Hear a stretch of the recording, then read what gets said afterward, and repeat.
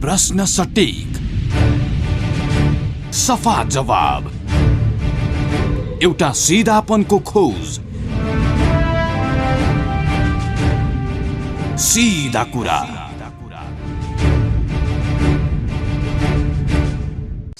नमस्कार, कार्यक्रम सीधा कुरामा स्वागत छ। म कार्यक्रम प्रस्तुता प्रतीक नेउपाने। दर्शकवृन्द, कार्यक्रम सीधा कुरामा आज हामीसँग हुनुहुन्छ नेकपा मालेका महासचिव सीपी मैनाली।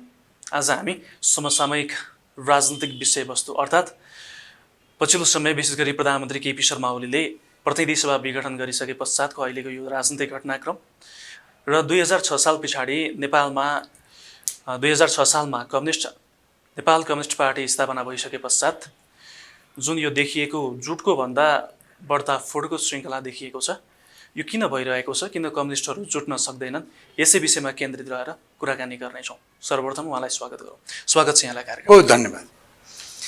नेकपाभित्रको यो जुन विग्रह छ नि, यो विग्रहलाई चाहिँ कसरी हेर्ने? यो सैद्धान्तिक विग्रह हो, सैद्धान्तिक रूपले भएको विग्रह हो, अथवा यसका अरू पनि कारणहरू छन्? यसमा तीनटा कारणहरू देख्छु हामीहरू। एउटा कुरो त सतै रूपमा खास गरिकन यो नेकपा भित्रको प्रतिपक्ष प्रचण्ड माधव पक्षले भन्छन् यो सङ्गठन सञ्चालन गर्ने विधि प्रक्रियासँग सम्बन्धित विवाद हो भन्ने उहाँहरूको दाबी छ। प्रधानमन्त्री साइडबाट त्यस्तो होइन, यो प्रक्रियासँग ढङ्गले नै चलेको छ भन्ने उनको जवाब छ। यो हामीलाई लाग्छ यो नीति प्रक्रिया विधि प्रक्रियासँग पनि सम्बन्धित छ, सरकार चलाउने पार्टी चलाउने। अब यसपछि अरू गहिरोमा जाने हो भने यो सत्ता लिप्सा भागभण्डा र आफ्नो अहम तुष्टिको झगडा पनि हो। अब केपी ओली 5 वर्ष सत्तामा रहन चाहने, प्रचण्डले सुरुमै आधा आधा गर्ने भले त्यो बिचमा त्यो छोड्नुभयो उहाँले। 76 सालको मुसिरमा आएर पुरा भने यता कार्यकारी अधिकार भनेर प्रचण्डले कार्यकारी अध्यक्षको रूपमा काम गर्ने भन्यो। त्यस्तो भएन भनेर फेरि झगडा भयो। 77 सालको वैशाखतिर क्लाइमेक्समा भएको थियो झगडा, झन्डै पार्टी फुट्ने तहमा होइन। प्रधानमन्त्रीले त एउटा पार्टी फुटाउन सजिलो हुने अध्यादेश पनि ल्याइसकेका थिए, जारी गरिसकेका थिए।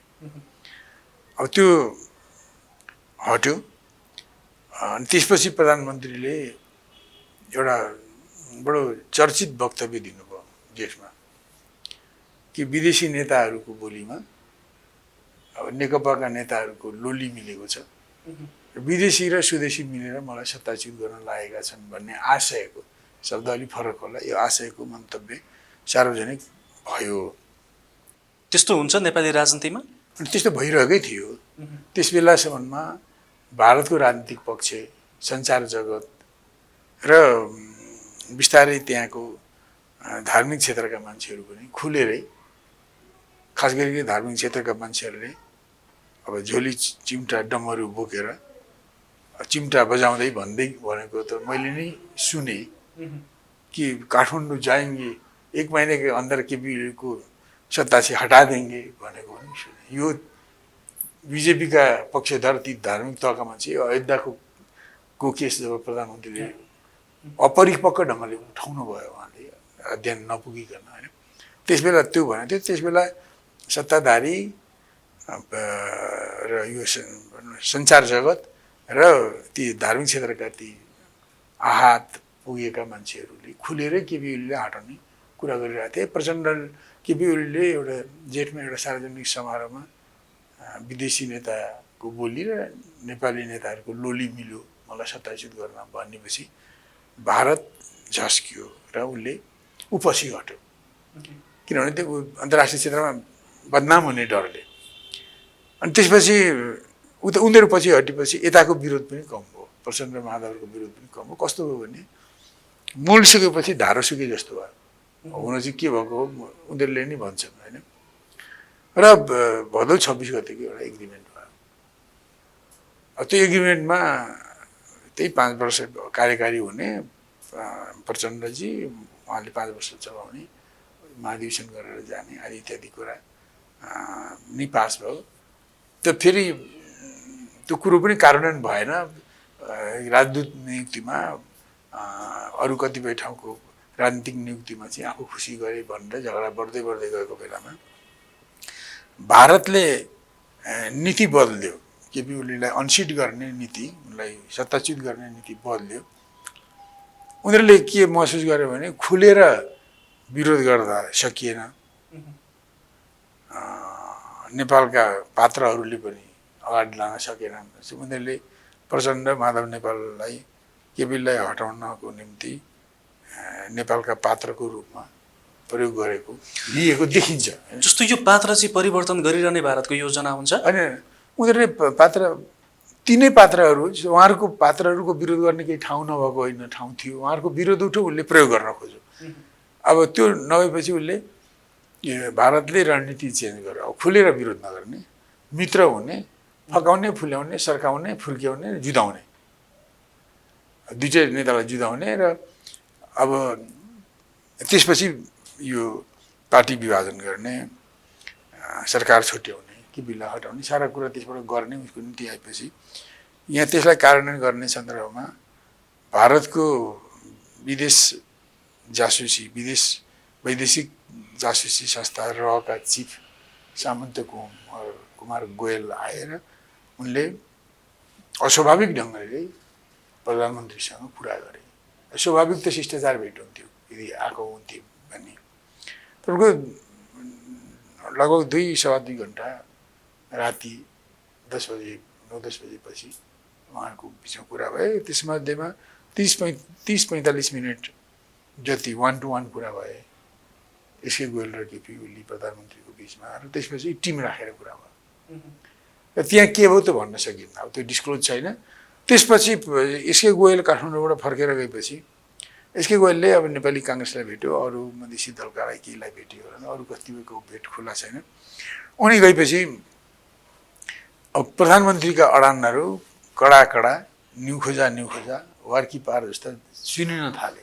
जस्तो त्यो जस्तो केपी ओलीले अल्ल मिटिङ बोलाइदिनुहोस् न भन्दा बोलाउँदिन भन्ने, त्यसो भए हामी बोलाउँछौँ न भन्दा आउँदिन भन्ने। त्यो यो त अब तपाईँ हामीले बैठक गरेर तपाईँलाई प्रक्रियालाई अघि बढाउँछौँ, कारवाही गरेर जान्छौँ भन्दा कारवाही गरेर जवाब दिन्छु भन्ने के बिरुका यस्ता कुरा भयो। दसैँ आयो, त्यसबिचमा 11 दिन दुईटा अध्यक्षको बिचमा संवाद, टेलिफोनिक संवाद पनि भएन। भन्छन् त्यस बेला के प्रचण्डले कोही विश्वासिला मान्छेलाई भारत पठाए र रहसँग कुरा गरेर आए भनेर सामाजिक सञ्जालमा आयो। त्यसको खण्डन पनि प्रचण्डबाट आजसम्म आएको छैन, होइन त्यस्तो गरेको होइन भनेर। अब मैले 2-3 पटक त भनेकै छु, त्यस्तो कुरो गलत भयो त खण्डन गर्नुपर्छ। खण्डन नगरेपछि हो क्या र उहाँले आफ्नो विश्वस्त कोही पठाउनु भयो, उनीहरू फर्केर आएपछि प्रचण्डसँग कुरा भयो। त्यो कुरा भएपछि फेरि के प्रचण्डका पनि कुरा त्यसै कडा सम्झौताहीन वार्की पार जस्तो देखिन सुरु गर्यो। हेर्नु भन्नुको माने के हो भने भारतले, मैले जो अनुमान गरेँ, यी दुईटा नेता, मैले यिनीहरूलाई चाहिँ थुम्बा भने, भेडाको सरदारलाई थुम्बा भनिन्छ होइन। थुम्बा चाहिँ कुनै भिरबाट आम्फालो भने पछिका भेडाहरूले त्यहीँबाट आम्फाल्छ। थुम्बा चाहिँ अप्ठ्यारो बाटोमा गयो भने अरू बरु लडाइ मरिन्छ, अप्ठ्यारै बाटो चल्छन्। त्यो एउटा भेडाको लिडरको पछाडि भेडाहरू त्यसरी चल्छन् कि। भनेको तपाईँले थुम्बा भनेर कसलाई भन्नु खोज्नु? प्रचण्ड र केपी ओली। यिनीहरू थुम्बा भए आफ्नो पक्षका, यिनीहरू जता गए त्यता जाने एउटा लड्को छ होइन। मैले सबैले बुझिँदैन, मैले अरूलाई भेडा भनेको होइन, यो प्रतीकात्मक कुरा गरेको हुँ होइन। मैले सबैले भेडा भन्ने मलाई के हैसियत छ र मैले त्यो भनेकै होइन, तर यो प्रतीक होइन। उहाँहरू थुम्बा जस्तो जुत्नुभयो। थुम्बाको जुत्दा के हुन्छ भने उनीहरू जुत्छन्, यसरी जुत्छन्, जुत्दा टाउको फुटो, सिङ भाँचियो, छोड्दैनन् जुत्दा। अब कि त कान्लाबाट एउटा लडेर अशक्त हुनु पऱ्यो, कि त एउटा मर्नु पऱ्यो, त मात्रै लडाइँ सिद्धिन्छ। थुम्बा लडाइँ गरे यो। अनि यो चाहिँ के भने यो भारतका रलेको डिजाइन अन्तर्गत यो लडाइँ भयो। नेकपा फुट्नु पनि भारतको डिजाइन हो। सरकार अब जुन यो प्रतिनिधि सभा विघटन भयो त्यो पनि भारतको डिजाइन हो। भारतले यो चाहिँ चाहेको थिएन। प्रतिनिधि सभा विघटन चाहिँ चाहेको थिएन। पार्टी मात्रै फुटोस् भन्ने चाहेको थियो। अब उनीहरू त्यसरी उनीहरूलाई जुदाइयो क्या। अब केपीलाई पनि अब हामीलाई जुदाउँदैछन् भन्ने थाहा भएन। उनलाई भने तपाईँको लडाइँमा हाम्रो साथ छ, हामी सहयोग गर्छौँ भने होलान्। उतापट्टि पनि गो अहेड, तपाईँलाई हेल्प गर्छौँ भने होलान्। यी दुइटै चाहिँ त्यो आशीर्वाद पाएपछि उनीहरू जुधे, सिंह भाँचिन्जेल जुधे। अब यसरी जुधे कि जस्तो 19 भन्ने केपी ओली भन्छन् आरोप पत्र, प्रचण्ड भन्छन् प्रतिवेदन भन्छन्। जे भने पनि 19 पत्रले त्यो प्रतिवेदन, आरोप लगाएको प्रतिवेदन आयो। अब केपी ओलीले टाइम मागेर, समय मागेर, अनुमति लिएर उनले 19 दिन 38 भन्ने जवाफ लेखे।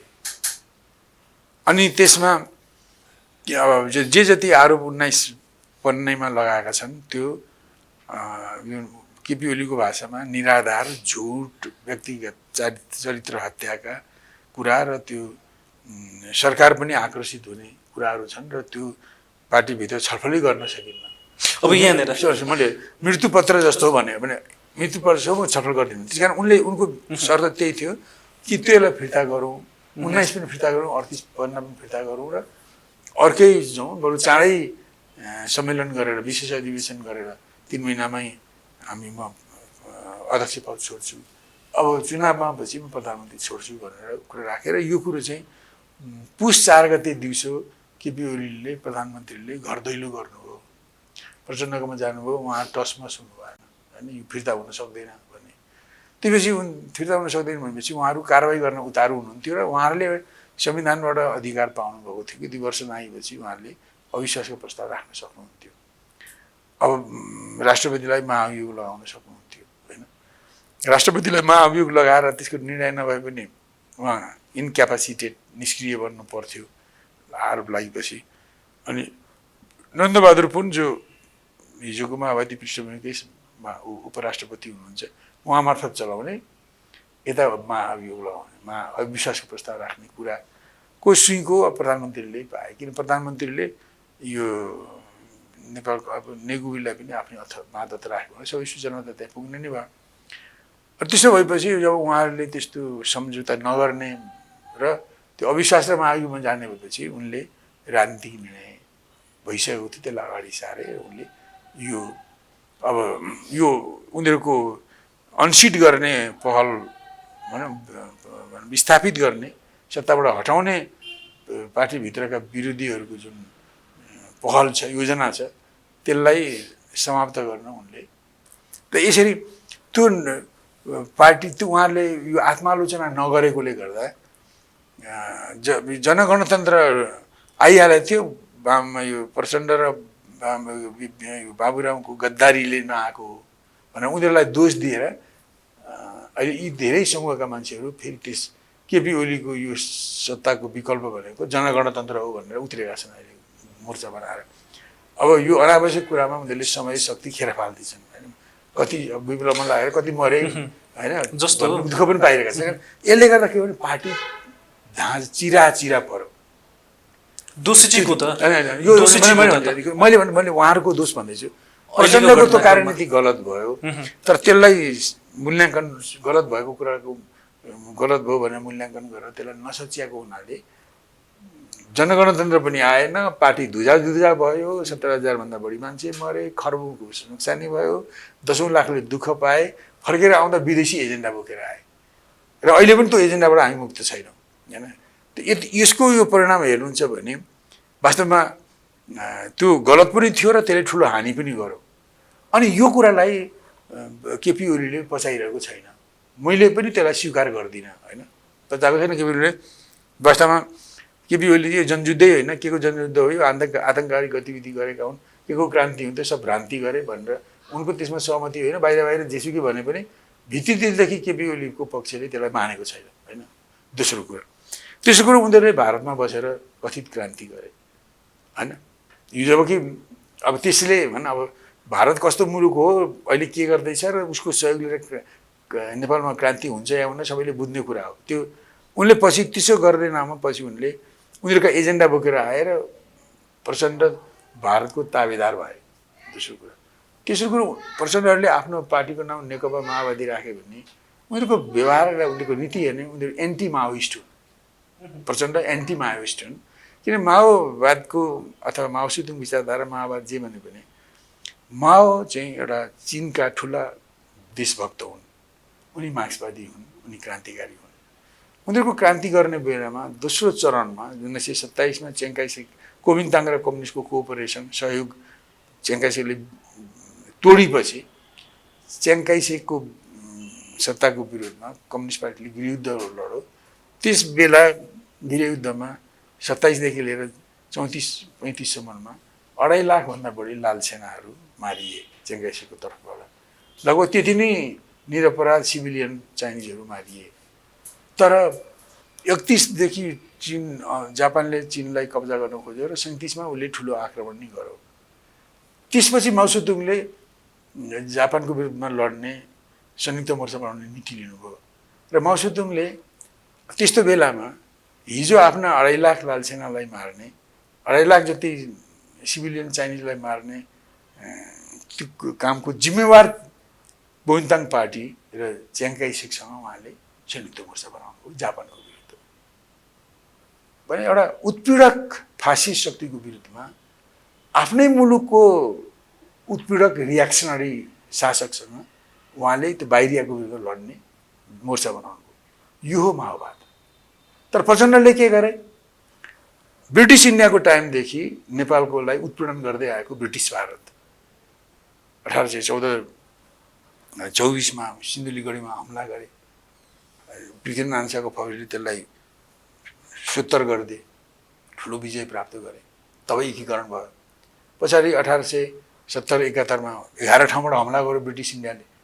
पूर्वमा जितेका थियौँ, पश्चिममा हार्यौँ। उनीहरूले सन्धि इम्पोज गरेर सुगौली सन्धि गरेर एक त्यहाँ भूमि कब्जा गरे। त्यसपछिदेखि ब्रिटिसले हामीलाई हेप्दै दबाउँदै आएको। 47 मा ब्रिटिसहरूले भारत छोडे, तर भारतीय नेताहरूले ब्रिटिसको नीति छोडेर र अहिले पनि भारत नेपालप्रति विस्तारवादी नीति लिन्छ। अहिले नै भन्नुहोस् न, भर्खरै पनि महाकालीमा हाम्रो सिमानालाई मिचेर हिजोको एग्रिमेन्ट विपरीत बाँध बाँधिरहेको छ, मान्छे मारिरहेको छ।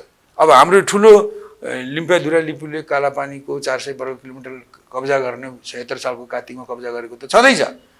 यस्तो मुलुकलाई क्रान्तिको साथी मान्नु यो एन्टी माओइस्ट कुरा हो हैन। यी तीनटा कुरा उनीहरूले Prachanda is no more Maoist, he is anti Maoist. उसले माओसेतुङको विचार विपरीत काम गर्यो। उसले उत्पीडनकारीसँग मिलेर आफ्नो मुलुकको प्रतिक्रियावादी नै भए पनि राजसत्ताको विरोधमा उत्पीडनकारी सरकारसँग मिलेर उसले हतियार उठायो।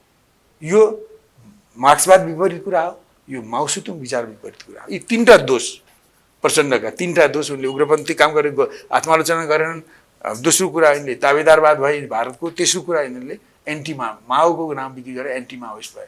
जस्तो यो संसद विघटन भइसके पछाडि दुईजनाले आफ्नो तर्क प्रस्तुत गरिरहेका छन् नि।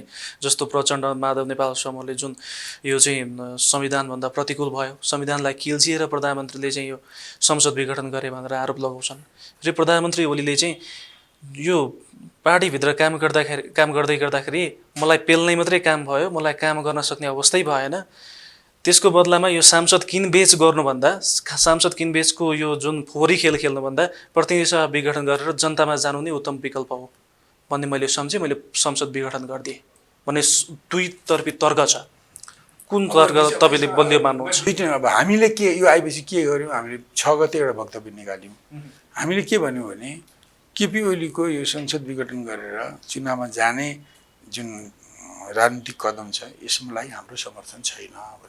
किन भन्दा तपाईँ उहाँहरूले आफ्नो पार्टीभित्रको विवाद जसले यो संसद विघटन ठाउँमा पुग्नुभयो उहाँहरू, त्यो उहाँहरूको कारणले पुगेको, त्यो अरूको देशको अरू कसैको कारण होइन, उनीहरूकै कारणले पुगेको। पार्टीभित्रको कुरामा उहाँहरूले मिलाउन सक्नु पर्थ्यो होइन। तपाईँहरू उत्तम बाटोमा जानु भएन र यो बाटो कस्तो लिनुभयो? यो बाटो चाहिँ अब संविधानको प्रावधानसँग मेल खाँदैन।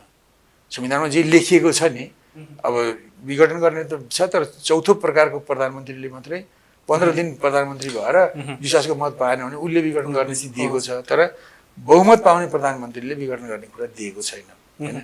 अब संविधानको प्रावधानसँग मेल नखाने छ। अर्को कुरा यो जोखिमयुक्त छ। यो केपी ओलीकै निम्ति पनि जोखिमयुक्त छ। मैले जोखिम मोले भोलि सदर पनि हुनसक्छ, बदर पनि हुनसक्छ। अनुचित जोखिम मोले यसले गर्दा देश झन् द्वन्द्वमा पनि जान सक्छ यदि ठिक ढङ्गले यसको हल भएन भने त्यस कारण हामीले यो कदमलाई वेलकम गरेनौँ, हामीले असहमति जनायौँ, विरोध पनि गऱ्यौँ। तर हामीले के भन्यौँ भने यो यसो गर्नको निम्ति त अब दुवै पक्ष खास गरिकन केपी ओलीको पक्ष र माधव प्रचण्डको पक्ष दुवै पक्ष जिम्मेदार छन्। यो न्यु खोजा कुरामा यसलाई हल गर्ने कुराको बढी जिम्मेदारी केपी ओलीको हो, प्रधानमन्त्रीको। अब यो खुद्रा खाद्री कुरामा बढी दोष केपी ओलीकै होला होइन।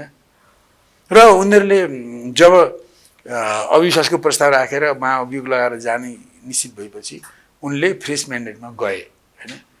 अब यो यसरी जाने कुरामा यो अहिले यो जुन 72 सालमा संविधान बनाइयो, त्यो 72 सालको संविधान बनाउने कुरामा पनि केपी ओली हुन् भनौँ, एमाले काङ्ग्रेस माओवादी मिलेर बनाए। यसलाई सुधारिएको संसद भनेर बनाए। सुधारिएको संसदको एउटा स्टेप ठिकै छ, जस्तो भनौँ अविश्वासको प्रस्ताव सरकार बनेको 2 वर्षसम्म राख्न नपाउने एमपीहरूले, अनि अविश्वासको प्रस्तावबाट नयाँ सरकार बन्नु भने त्यो सरकारले अरू 1 वर्ष त्यसको विरुद्धमा अविश्वास राख्न नपाउने भनेर एमपीहरूको प्रधानमन्त्रीलाई तह लगाउने जुन विशेष अधिकार हुन्छ यो अविश्वासको प्रस्ताव राख्ने, त्यसलाई केही नियोजन गरियो। बुझ्नुहुन्छ नि, केही नियोजन गरियो, त्यसलाई गर्यो, नियोजन गरियो तर त्यसलाई निषेध गरिएन। त्यस्तै पार्लियामेन्ट्री प्रणाली भनेको यो पुँजीवादी प्रणाली हो होइन। त्यहाँ के हुन्छ नि, अब अल्पमतको सरकार के अरे बहुमतको सरकार अल्पमतको विपक्षी हुन्छ, विनर टेक्स अल भन्ने सिद्धान्तले काम हुन्छ। र त्यहाँ पुँजीपतिहरूले यो जुन यो सिस्टम ल्याउँदा एउटा खाले पुँजीपति गुटको सरकार छ बहुमत छ भने अर्को खालेलाई उनीहरूले केही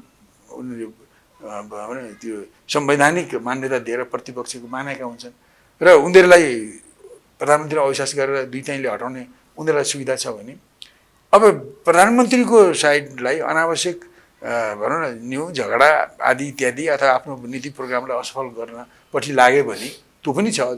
उनीहरूले संसद विघटन गर्ने र चुनावमा जाने, फ्रेस चुनावमा जाने उसको अर्को अधिकार हुन्छ। अब हामीले यो गर्दाखेरि हामी भन्नाले त्यसमा म एकको जिम्मेवारी लिने पक्षमा छैन। संविधान सभामा त म पनि थिएँ, तर 3टा दलले मिलेर यो संसदीय पार्टीमा सुधार गरे, काङ्ग्रेस, एमाले र माओवादी। उनीहरूले अब छिटो अविश्वासको प्रस्ताव नआओस् भनेर अविश्वासको प्रस्ताव राख्ने अधिकारलाई केही नियोजित गरे, केही त्यसलाई कन्ट्रोल गरे, नियोजन गरे होइन एक। तर अर्को जुन प्रधानमन्त्रीको बचाउको जुन हतियार छ त्यसलाई निषेध गरे। यो मिलेन। दुईटैलाई नियोजित गरेको भए हुन्थ्यो। जस्तो जसरी अविश्वासको प्रस्तावको नियोजन भएको छ त्यसरी नै 2 वर्ष उसले पनि विघटन गर्न नसक्ने, पहिलो 2 वर्षमा नयाँ आउनेले पहिलो 1 वर्षमा लगाउन नपाउने, त्यो ढङ्गको आएको भए यो अहिले प्रधानमन्त्रीले उनले आफ्नो नीति कार्यक्रम योजना जे थियो ठिक बेठिक जेसुकै नाइ त्यसमा म गइनँ, उनको त्यो कुरालाई लागू गर्न जो संसद बाधक भयो, अविश्वास प्रस्ताव लिएर जाने चाहिँ खतरा देखेपछि उनलाई उनको बाटो रोकिएको छ। यो संविधानको दोष हो।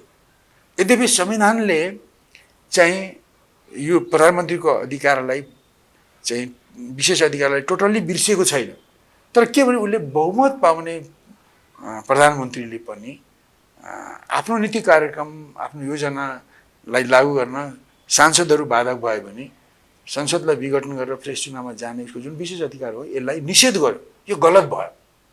जो एमपीहरूको अधिकार चाहिँ निषेध गरे, नियोजित गरेर भए पनि त्यसलाई नियम भनौँ न कन्ट्रोल गरेर भए पनि त्यसलाई स्वीकृत गर्यो। तर प्रधानमन्त्रीको अधिकारलाई निषेधै गर्यो। यो गलत गर्यो। र यो पुँजीवादी प्रणालीमा किन यो त 2 गुटको कुरा हो। जस्तो भनौँ यी 2टा पुँजीवादी गुटका नेता थिए अरे, मान्नुहोस् न एउटा उदाहरणको रूपमा केपी एउटा पुँजीवादी गुटको नेता, माधव प्रचण्ड अर्को पुँजीवादी गुटको नेता। अब एउटा पुँजीवादी गुटको सरकार छ बहुमत पुगेर, अर्को पुँजीवादी गुट प्रतिपक्षमा छ अरे मान्नुहोस्। अब पार्टीभित्रै त्यस्तो स्थिति आयो। अब सत्तामा भएकोले आफ्नो नीति कार्यक्रम लागू गर्न पाएन, योजनाअनुसार काम गर्न पाएन। उसले पार्लियामेन्टेरियनहरूलाई आफ्नो पक्षमा ल्याउनको निम्ति उसले देखाउने हतियार भनेको पार्लियामेन्ट विघटन गरेर चुनावमा जाने हो। उसले त देखाउनै पाएन नि त। उनीहरूलाई चाहिँ अविश्वास राख्न पाउने अधिकार उनीहरूलाई छ, नियोजित ढङ्गले भए पनि 2 वर्षपछि पाइहालेकै थिए। किनभने यो संविधानमा को स्पिरिट चाहिँ प्रधानमन्त्रीको विशेष अधिकारलाई विखण्डन त्यसलाई निषेध गरे पनि होइन, त्यसलाई पुरै निषेध गर्नु नै पर्छ भन्ने मनसाय देखिन्न होइन। चौथो तहको प्रधानमन्त्रीले 15 दिन प्रधानमन्त्री हुन्छ, अब त्यसले चाहिँ विश्वासको मत नपाउँदाखेरि उसले विघटन गर्न पाउँछ। तर बहुमतले पाएको प्रधानमन्त्रीले आफ्नो नीति कार्यक्रम लागू गर्न बाधा पुग्यो भने संसद विघटन गर्ने अधिकारलाई खोसिएको चाहिँ नखोस्नु पर्थ्यो होइन।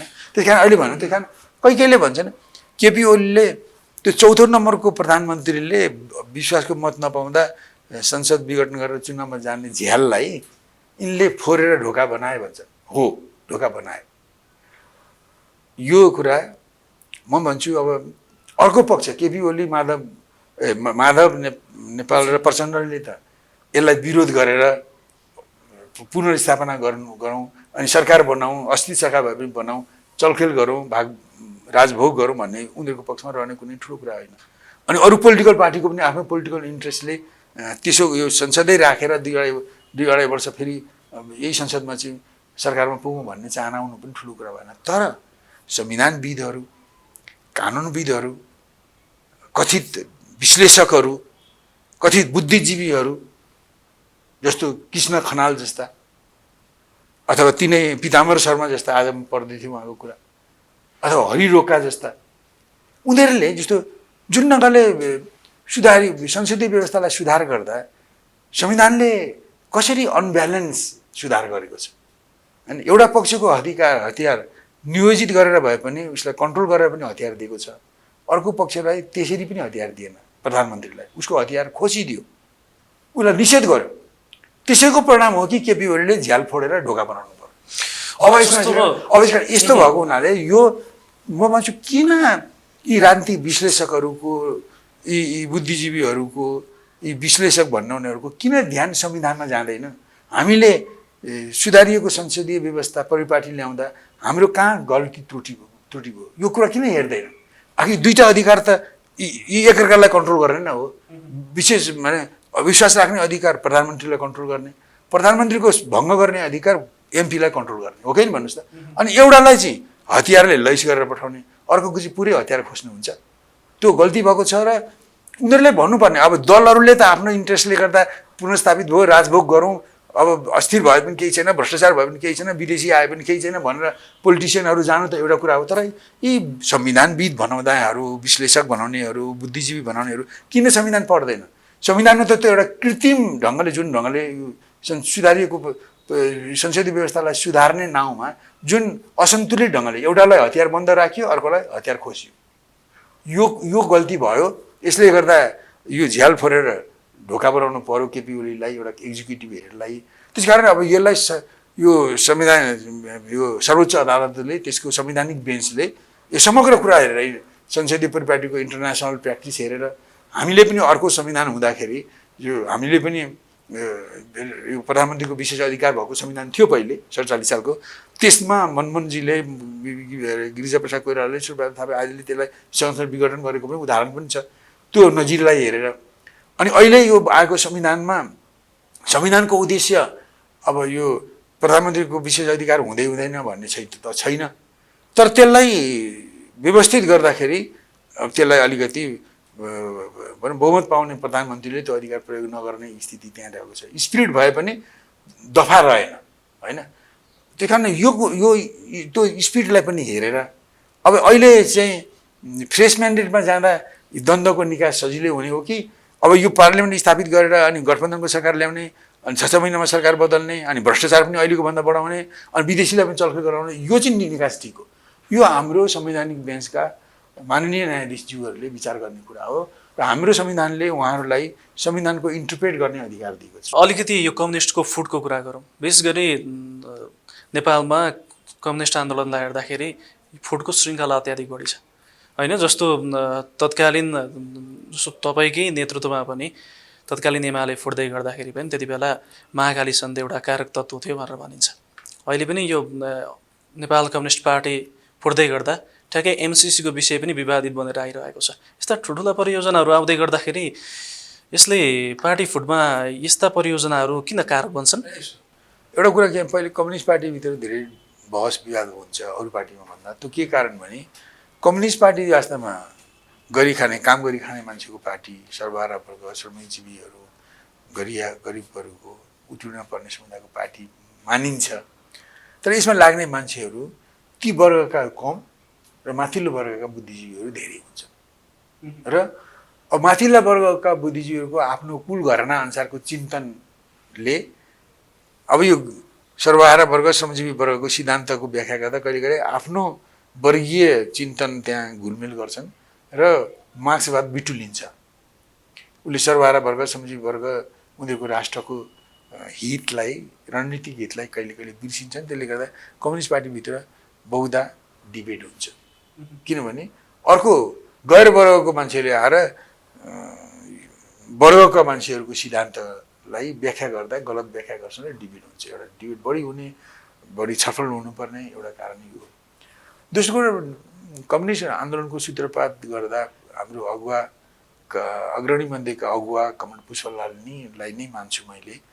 उहाँले धेरै कुराहरू ल्याए पनि होइन, ठिकै गर्नुभयो। नेपाली क्रान्ति चाहिँ समाजवादी होइन, यो अर्धउपनिवेशी अर्धसामन्ती समाज भएकोले यो वैदेशिक हस्तक्षेपबाट देशलाई स्वतन्त्र गर्ने र भित्रको सामन्तवाद र दलाल पुँजीवादको शोषण उत्पीडनबाट मुक्ति दिलाउने राष्ट्रिय र जनवादी क्यारेक्टर भएको क्रान्ति हो।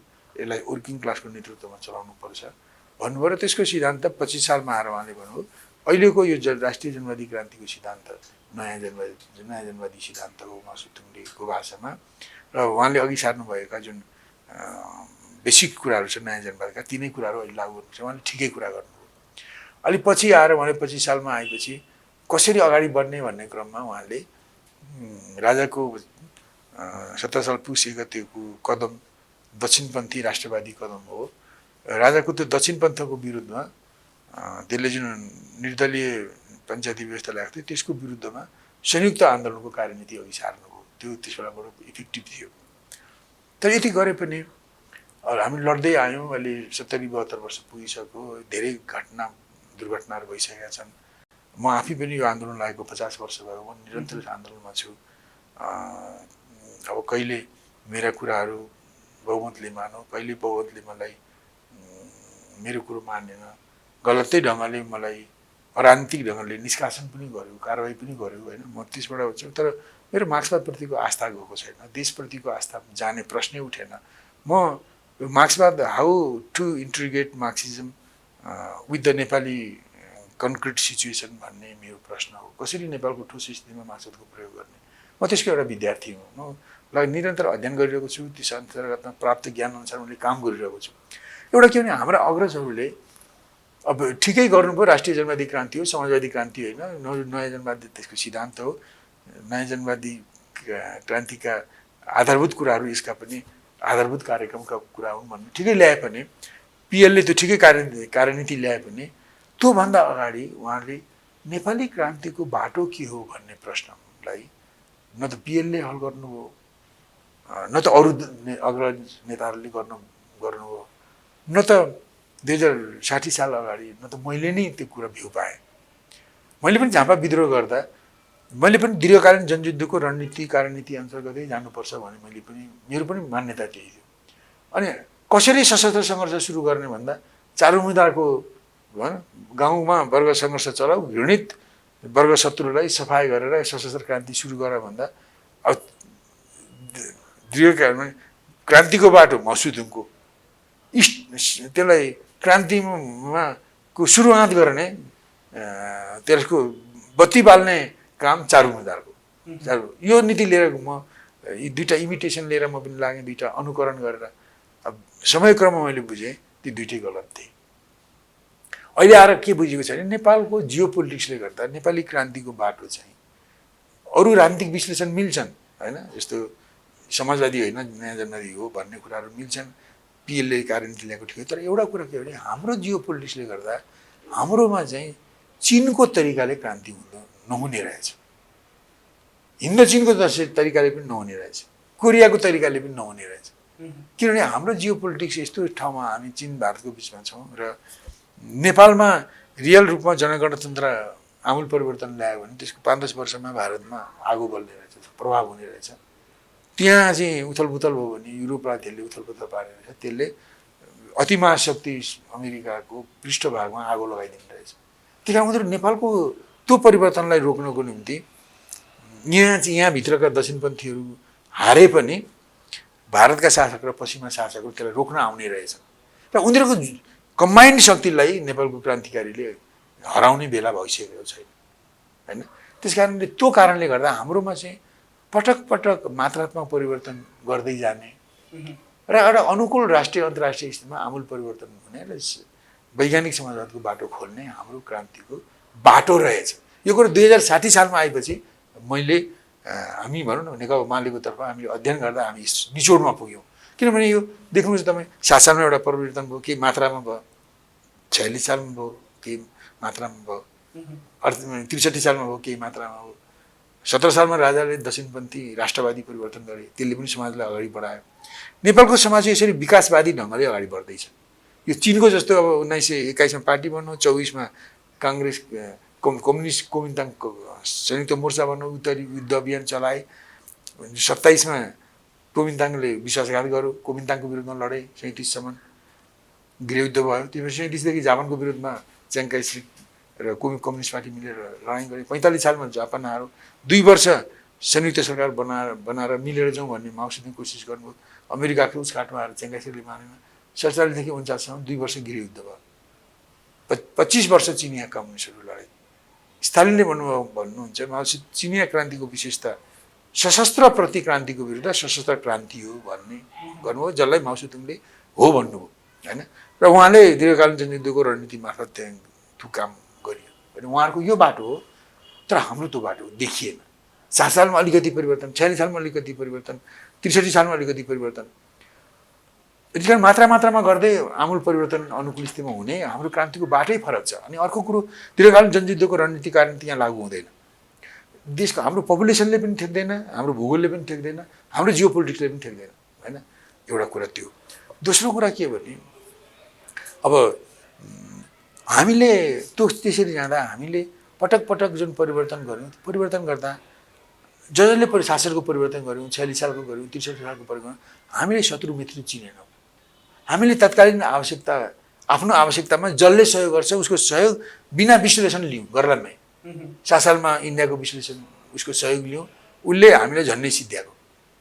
पहिलो दिल्ली सम्झौता अनुसार 10 सालमा विधानसभाको चुनाव भयो, हामी सिक्किम भुटान भइसक्थ्यौँ। धन्न किङ महेन्द्रले बुझे र संविधान सभालाई तुहाइदिएर हामी अहिले तपाईँको टिभीमा मैले इन्टरभ्यू दिँदा नेपाली भएर सकिरहेको छु। यसको श्रेय किङ महेन्द्रलाई जान्छ। उनले देश जोगाए, भारतको डिजाइनलाई असफल पारिदिए हैन। अब त्यस्तै 46 सालमा गऱ्यौँ हामीले। भारतले नाकाबन्दी गरेको बेलामा हामीले आन्दोलन गऱ्यौँ। त्यसबाट त भारत चाहिँ नेपालको राजालाई नै हटाउनको निम्ति हामीले सशस्त्र आन्दोलन गर्ने भए सहयोग गर्छ भनेर प्रस्ताव पठाइरहेको थियो, हामीले मानेनौँ। अनि त्यसबेला पनि अनि त्यो 46 सालको परिवर्तनमा भारत आयो, उसले थोरै सहयोग गरे पनि उसले हामीसँगबाट धेरै कुरा लियो। शान्ति क्षेत्रको प्रस्तावलाई रद्द गरायो, उसले भनौँ न ओर पर्मिटको परिपाटीलाई रद्द गरायो, नेपालमा रहने सबै इन्डियनहरूलाई नेपाली नागरिकसँग व्यवहार गर्नुपर्छ भनेर कायल गर्यो, इन्डियन सामग्रीहरूमाथि हामीले प्रिफरेन्सियल ट्रिटमेन्ट गर्ने, भन्सार कम लगाउने, अरू मुलुकको सामानलाई भन्दा कम लगाउनमा बाध्य पारो, सीमा नदी साझा नदी हुन् भनेर महाकालीलाई हेरेर उसले गरेर पछि महाकाली सन्धि पास गराएर अब ती महाकाली सन्धिमा भएको कुरा अनुसार हाम्रो 400 वर्ग किलोमिटर जमिन भारतले कब्जा गर्यो। यी कुरै बदलेको छैन, एउटा पनि सुध्रेको छैन, बरु त्यस दिशामा झन् बढेको बढै छ। 63 सालमा अर्को परिवर्तन भयो। माओवादीले त जस्तो भनौँ पिएल चाहिँ बिपी यस्तो मान्छे हुन्, उहाँले सुरुमा भन्नुहुन्थ्यो भारतकै सहयोगले क्रान्ति हुन्छ, भारतकै सहयोगले नेपालको निर्माण हुन्छ भन्ने उहाँको आस्था थियो। त्यो आस्थामा मैले 2003 सालदेखि राजनीति सुरु गर्नुभयो। 3 सालमा राष्ट्रिय काङ्ग्रेस बनाउँदा उहाँ भन्नुहुन्थ्यो नेपाल वस्तुत अलग मुलुकै होइन, भारतकै अङ्ग हो भन्नुहुन्थ्यो। र सामन्त्यशाहीले गर्दा उनीहरू सामन्तीहरूलाई राज्य शासन चाहिएको हुनाले उनीहरूले अलग राज्य भनेका भन्थे। त्यो 3 सालदेखि 33 सालमा आउँदा उहाँमा यति ऱ्यापिडली राष्ट्रिय चेतना राष्ट्रिय भावना जागृत भयो कि उहाँले भन्नुभयो देशको निम्ति बलिदान हुनु हरेक नेपाली नागरिकको कर्तव्य हो, देश खतरामा छ भन्नु।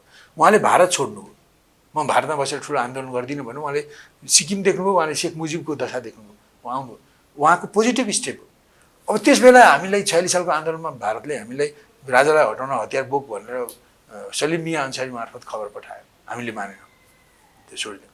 अनि यसपछि प्रचण्ड सालले 52 सालमा सशस्त्र सङ्घर्षको कार्यनीतिले अनि त्यो त गलत भयो त्यसबेला यी प्रचण्डले नेतृत्वको सुरक्षाको नाममा उहाँले क्रान्तिको हेडक्वार्टर नेपालबाट इन्डिया सारे। इन्डिया भनौँ ती शासकको काखमा लगे जुन शासक नेपालको प्रति विस्तारवाद लागू गर्ने शासक हो। र भनौँ उनीहरूले जस्तो भनौँ बिपीलाई नेपाल फर्कन रोकिरहेका थिए काङ्ग्रेस अहिले। पटनाको एयरपोर्टमा आउँदा बिपीलाई सञ्जय गान्धी इन्दिरा गान्धीको छोरा आएर नजानुहोस् हामी तपाईँलाई सबै सहयोग गर्छु भन्दा म जान्छु भनेर उहाँ आउनु। 46 सालमा हामीलाई सशस्त्र आन्दोलनमा ड्र्याग गर्दै थिए, हामीले मानेनौँ। अनि के कुन कालले कुत्याएर हो प्रचण्डहरू सशस्त्र सङ्घर्षको गलत नीति लिए अनि सुरक्षाको नीति भनेर हेडक्वार्टर दिल्लीमा इन्डियामा सारे। उनीहरूले खोजिरहेका थिए कुनै मुख्याचालाई उसलाई अगाडि सारेर नेपालमा भएको विद्यमान सत्तालाई हटाइदिउँ र त्यहाँ आफ्नो मुख्याचा खडा गरौँ भनेर आफ्नो दलाल राखौँ भन्ने उसले खोजिरहेको थियो। अब प्रचण्डहरू जस्ता क्रान्तिको सपना देख्ने अलिक सठिकमा उत्तर दिनु होला। यस्तो भएकोले गर्दा भनौँ न त यो जुन ढङ्गको हामीले चाहिँ शत्रुमित्र ठिक ढङ्गले चिनेनौँ र हामीले आफ्नो तात्कालिक फाइदाको निम्ति आफूलाई नोक्सान गर्ने शक्तिहरूको धेरै सहयोग लियौँ र हामीले 7 सालमा को डेमोक्रेटिक आन्दोलन सँगसँगै हामीले भारतीय प्रभाव र भारतीय हस्तक्षेप बोलायौँ। 46 सालमा पनि भारत र पश्चिमाहरूको सहयोगको साथसाथै हस्तक्षेप र प्रभाव बोलायौँ। 63 सालमा पनि त्यही हो। त्यसले गर्दा हामीले अहिले पटक पटक मात्रता परिवर्तन हुने त नीति हो नै, तर शत्रुमित्र नचिन्दाखेरि हामीले परिवर्तन सँगसँगै हामीले हस्तक्षेप पनि बोलायौँ। त्यही कारक तत्त्व त्यही कम्युनिस्टहरू फुट्नुमा हो। त्यही कारण अहिले यी धेरै जम्मै सबै ठुल्ठुलामा भारतको भूमिका छ। जस्तो भनौँ 2039 सालमा म महासचिवबाट हटेँ। म त्यसबेला मैले के रहेछ मेरो 3टा कुरा 4टा कुराहरू भारतलाई मन नपर्ने कुरा थिए रहेछन्। अहिले आएर बुझ्दा मैले जुन ढङ्गले 35 सालमा पार्टी बनाउँदा जुन दस्तावेज मैले तयार गरेँ त्यो देशभक्तिपूर्ण दस्तावेज थियो। त्यसले पृथ्वीनारायण शाहको भूमिकालाई हाइलाइट गरेको थियो। त्यसले त्यसबेलाको एकीकरणलाई सकारात्मक ढङ्गले हो भनेर मानेको थियो र नेपालमै चाहिँ नेपालमा नयाँ उत्पादक शक्तिहरू बढ्दैछन्, उत्पादन क्षमता फेरिँदैछ र यसलाई नै प्रमोट गर्नुपर्छ भन्ने कुरा थियो। मेरो पेट्रियोटिक भनौँ न त्यो प्रतिवेदन थियो। त्यसमा मालले गर्दा त्यो देशभक्तिपूर्ण थियो। मैले जनमत सङ्ग्रहको बेलामा जनमत सङ्ग्रहलाई उपयोग गर्ने मैले नीति लिएको थिएँ होइन। यो भारत चाहिँ जनमत सङ्ग्रहद्वारा निर्दललाई जिताउने पक्षमा रहेछ। त्यसबेला मैले जनमत सङ्ग्रहद्वारा निर्दललाई हराउने पक्षमा थिएँ। 37 सालपछि जनमत सङ्ग्रहबाट बहुदल निर्दल सुधारिएको पञ्चायतले जितेपछि हामीले त्यसलाई हामी मान्दैनौँ, यो शक्तिको दुरुपयोग र धाँधलीले आएको भनेर त्यसको विरोधमा लड्ने एक मतको प्रस्ताव छ। 37 सालको जेठ 4 गतेको पिबी बैठकबाट म छु, माधव नेपाल छन्, जीवराज आश्री छन् र अमृत बोहरा छन्। हामीले त्यो निर्णय गऱ्यौँ। त्यस नीतिको आधारमा मैले कार्यनीति लिएँ। त्यसलाई भारतले रुचाएन। त्यो विरोध शान्तिसेवरको प्रस्तावलाई पुरा विरोध गर्नुहुन्न, विश्वसाथमा विरोध गर्छु भन्नु शिव मैनाले मैले लिएँ। भारत त्यसकोलाई कहिल्यै मानेन, 120 राष्ट्रले मान्दा पनि। भनेपछि भारतको विस्तारवादको विरोधमा शिव मैनालीका 4टा कुराहरू थिए। उसको पार्टी गठनको प्रस्तावना, बेसिक पोलिसी, अब जनमत सङ्ग्रहद्वारा निर्दललाई हटाउने शिव मैनालीको नीति, 37 सालपछि आन्दोलनद्वारा बहुदल ल्याउने नीति, अनि शान्ति क्षेत्रलाई पुरा विरोध नगर्ने नीति। यति चाहिँ यो त्यसबेलाको राइजिङ नेकपा मालेमा यस्तो नीति बोक्ने शिव मैनाली यसको नेता हुनु हुँदैन। यो दिल्लीले डिसाइड गर्यो र हाम्रो पार्टीभित्र मेरो विरोधमा कतिपय संकीर्णताले, कतिपय खुद्राखादी कुराले मेरो विरोधमा लाग्ने मान्छेहरूलाई उनले आशीर्वाद दिएर म अल्पमतमा मलाई पारियो र मैले अल्पमतमा भएपछि मैले राजीनामा दिएँ। मैले 3 महिना अगाडि माधव नेपाल, जीवराज आश्री, अमृत बोहरालाई बोलाएर एउटा सेल्टरमा 6 घन्टा कुरा गरेर खाना खाएर म अल्पमतमा परेँ भने मैले राजीनामा दिन्छु साथी हो। त्यसबेला तपाईँले कसलाई महासचिव बनाउनुहुन्छ तपाईँले खोज्नुहोस्, तर सेन्ट्रल कमिटीभित्र मैले त्यसबेला उहाँहरूले भनेको। र जब म 2039 सालको कार्तिक 22 गतेको बैठकमा वामदेव गौतमलाई अघि सारेर उनीहरूले राजतन्त्र हटाएर गणतन्त्र ल्याउने, ऊर्जा गणतन्त्र ल्याउने कार्यदिशा, राजनीतिक स्वतन्त्रता जसलाई भनियो र त्यसअनुसारको कार्यक्रम अन्तरिम जनवादिसहरूको कार्यक्रम भनेर ल्याएँ। मैले त्यसको विरोध गरेँ। म त्यसमा जान सक्दिनँ। जनगणतन्त्रलाई कार्यनीति बनाउने कुरा हामी 35 सालदेखि नै छोडिसकेका थियौँ, 36 सालदेखि नै। त्यो कारण तिमी जाने होइन। अहिले हाम्रो शक्तिले एचिभ गर्ने भनेको निर्दल हटाएर बहुदल ल्याउने हो, जसमा हामी निम्ति लिउँ, वाममोर्चा बनाऊँ, काङ्ग्रेससँग सहकार्य गरौँ। मेरो कुरा त्यो थियो। मैले राजीनामा दिएँ अनि मेरो मदन भण्डारीको पहलमा उनीहरूले गोप्य मिटिङ गर्छु भनेर मागे, मैले हुन्छ भने उनीहरूले मेरो राजीनामा अस्वीकृत गरे। मलाई कारवाही गरेर महासचिव र पोलिट ब्युरोबाट हटाए। पछि त्यस बेलासम्ममा यसो गर्ने काममा हाम्रो पार्टीभित्र बनारसमा लामो समयसम्म बस्ने व्यक्तिहरूको माध्यमबाट भारतीय पुलिस प्रवेश गरिसकेको रहेछ र मलाई त्यस बेला जुन ढङ्गले म त हटेको थिएँ, मैले मेरो नहटाउनुपर्छ भन्ने मेरो कुरा अहिले पनि होइन, तर मेरो राजीनामा स्वीकृत गर्नु पर्थ्यो। मैले सूचना दिएर आएको, मैले अल्पमतमा परेकोले मैले नैतिकताका आधारमा राजीनामा दिएँ भन्ने कुरालाई अस्वीकार गरेर उनीहरूले मलाई कारवाही गरे, मलाई उठ्न नसक्ने गरी उनीहरू गए। अरू पनि धेरै घटना छन्। भनेपछि त्यस बेला पनि हाम्रो त्यो घटनामा पनि भारत उपस्थित छ, यो घटना पनि भारत उपस्थित छ। भनेको कम्युनिस्टहरूको यो टुटफुटको श्रृङ्खलामा प्रत्यक्ष हात चाहिँ भारत कम्युनिस्टको मात्रै होइन, अरू दलको पनि, चाहे तपाईँ मधेसवादी दल भन्नुहोस्, चाहे तपाईँ काङ्ग्रेस भन्नुहोस्, तपाईँ जान्नुहुन्छ भने भारतै भेट्नुहुन्छ। भारत जहिले पनि नेपालको विकासको पक्षमा छैन, नेपालको स्वतन्त्रता सार्वभौमताको पक्षमा छैन, अखण्डताको भूगठाको पक्षमा छैन, यहाँ स्थिरताको पक्षमा छैन, कुनै बलियो पार्टी बनोस् भन्ने पक्षमा छैन। भारत नै यस्तो क्षुद्र भनौँ न मनस्थितिको होइन, यस्तो विस्तारवादी नीतिको, यस्तो अप्ठ्यारो र पूर्वाग्रही छिमेकी हो नि, हाम्रो हरेक दुर्गतिमा उसको उपस्थिति छ। जस्तो अब अन्त्यमा अब अहिले भन्न त तपाईँले नेकपालाई कम्युनिस्टहरू नै भन्नुहुन्न, यिनीहरू कम्युनिस्ट होइनन् भनेर भन्नुहुन्छ होइन।